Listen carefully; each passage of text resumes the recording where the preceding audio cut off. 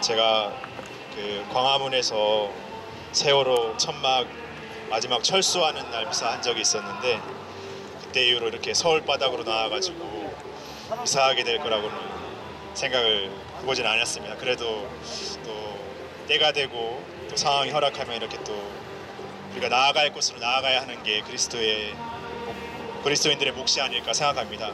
사실 오늘 그냥 강론 와서 이렇게 하라고 하셔서 아무것도 준비하지 않고 가서 그냥 생각에서 드는 것들을 나누면 되지 않을까 처음에 생각했는데, 그래도 이렇게 초행이고 또 이렇게 많은 분들이 오실 거라 생각해서 준비했는데, 또 걱정인 게 뒤에 신부님들이 이렇게 서 계셔가지고 여러모로 앞으로 이걸 진퇴양난이라고 표현해야 될 것 같습니다. 예, 그래서 더는 다른 말 하지 않고 강론하겠습니다. 교황님께서 이 지구를 공동의 집이라고 표현하셨습니다. 그러니까 사람들뿐만이 아니라 우리가 함께 살아가는 자연, 생태 그 모두가 공동의 집의 일원이고 문제이고 우리가 당면해야 될 어떤 일들이라고 생각합니다. 그 어떤 우리 세계 안에서, 우리 세상 안에서 일어나는 그런 일들을 이렇게 직면하고 고민하고 성찰하는 그것이 우리 그리스도인들에게 특별한 몫이 아닐까 생각합니다. 그럼에도 우리가 이 세상을 살다 보면 어떤 그 세상의 어떤 그 고통 혹은 누군가의 아픔에 공감하기보다 그냥 내 자신만의 삶에 어떤 빠져 살 때가 훨씬 많습니다. 그것은 내 자신만의 문제가 아니라 이 세상, 어떤 세상의 방식, 세상의 논리가 그런 삶으로 우리를 또 초대하고 있기 때문입니다. 우리는 과연 어떠한 삶으로의 초대에 늘 응답하며 살고 있는지를 새롭게 물어야 되지 않을까 싶습니다. 이 세상의 어떤 그 가난과 고통이라는 것, 생명과 그 자연의 파괴라는 이 공동의 집의 문제에 나서는 일은 그러기에 결코 쉽거나 당연하게 받아들이는 일이 아닙니다.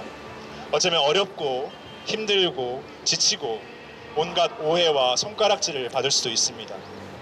그러기에 우리의 신앙이라는 것을 이렇게 생각해 보고 싶습니다.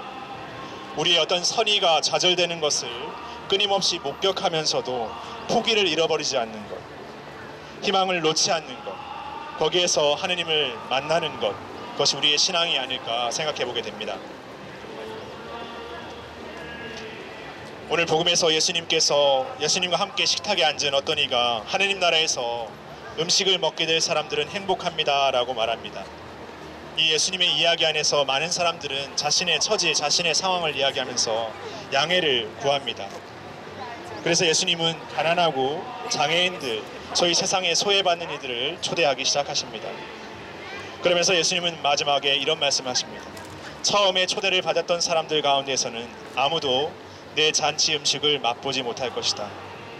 어쩌면 예수님은 우리 가운데 가난한 이들, 고통받는 이들, 아파하는 이들 안에서 우리를 초대하고 있지만, 우리의 삶에서 많은 이유와 어떤 이야기들이 우리가 그 초대에 응답하지 못하도록 우리를 합리화하고 정당화하고 있다고 생각합니다.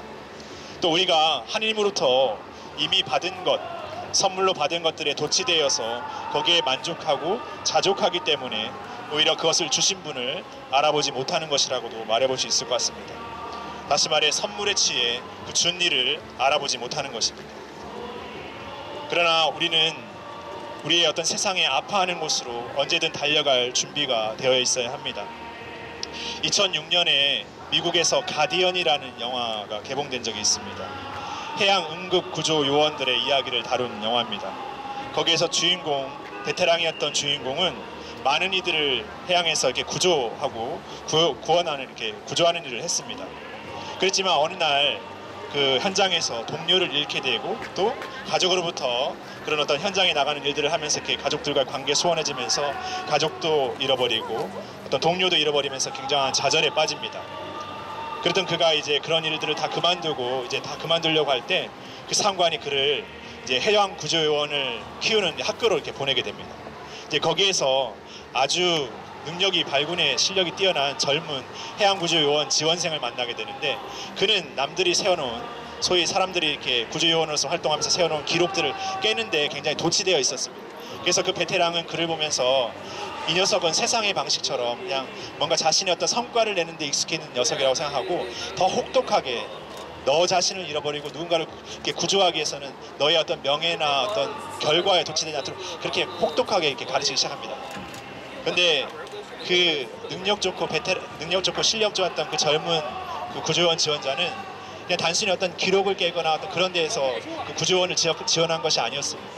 그 역시도 사고로서 친구를 잃어버리면서 내가 친구도 이렇게 구조하지 못하는 어떤 그 삶의 어떤 것에서 좌절해서 이제 세상의 어떤 사람들 그런 사람들 구조해야 되겠다라고 이렇게 해서 달려온 것이죠. 그랬던 그 두 사람이 만나서 이제 그 교육 과정이 끝나고 이제 현장으로 이렇게 파견되게 됩니다. 그 베테랑뿐만이 아니라 이제 구조원이 된 그 젊은이도 이게 파견이 됐는데 오히려 이제 어떤 사고 현장에서 그 베테랑이었던 사람이 옛날에 그 트라우마, 자신의 동료를 잃어버렸던 트라우마 때문에 어떤 어려움을 겪습니다. 그래서 이제 더 이상 자신은 현장에서 활동하지 못하겠다고 해서 그만 다시 사표를 냅니다. 그런데 어느 날 그 젊은 요원이 이렇게 구조하러 나갔다가 사람들 많이 구조했는데 구조하다가 어떤 배에 갇히게 됩니다. 근데 우연히 그 베테랑이었던 사람이 그 해양구조본부에 왔다가 그 사고 소식을 듣고 급히 현장으로 즉시 나가게 됩니다. 근데 이제 사람들을 이렇게 같이 해서 다 구조하고 이렇게 헬기로 끌어올리는데 헬기가 그 줄의 무게를 못 견뎌하는 상황이 생겼습니다. 그때 베테랑이었던 그 요원이 자신의 줄을 끊으면서 바다로 이렇게 뛰어듭니다. 그 후에 다시 구조원들이 와서 그 베테랑 구조원을 찾아보려고 했지만 찾아볼 수가 없었습니다. 근데 사람들은 그가 그 바다에서 죽었다고 생각하지 않고 그 베테랑 요원이 어디 섬에서 낚시를 하거나 그 어딘가에서 살고 있을 거라고 얘기합니다. 그래서 그는 사람 낚는 어부였고 언제나 그 바다에서 버림받는 사람들, 구조받지 못하는 사람들의 영원한 구원자, 가디언으로 남아있을 거라고 이렇게 영원한 막을 내립니다. 어쩌면 우리들도 예수님이 우리에게 보여주신 삶 자체가 끊임없이 세상에 버림받고 가난한 이들을 향했던 것처럼 우리도 세상의 사람들로부터 버림받고 외면당하는 이들을 향해서 나아가는 것, 그 걸음 위에 서 있습니다. 그 걸음 위에서는 우리 자신을 잃어버리고 우리 자신이 상처받고 우리 자신이 뭔가 오해받는 그런 일을 끊임없이 겪게 되겠죠. 그러나 그 삶이 우리의 몫이 아니라면 우리가 이 신앙을 새롭게 살 이유가 없다고 생각합니다. 그러나 우리는 이 신앙을 살면서 단순히 물리적으로 아니면 어떤 행정적으로 아니면 어떤 정치적으로 싸우는 것이 아니라 기도 안에서 신앙 안에서 다시금 우리 자신의 회개와 성찰을 통해서 이 삶을 새롭게 걸어가는 것이 아닌가 생각합니다. 다시금 오늘 이 미사 안에서 우리 자신의 부족했던 모습들, 우리 자신의 나약했던 모습들을 하나님 앞에 고백하면서 새로운 마음으로 이 여정을 한 걸음 내딛어 나갈 것을 고백했으면 좋겠습니다.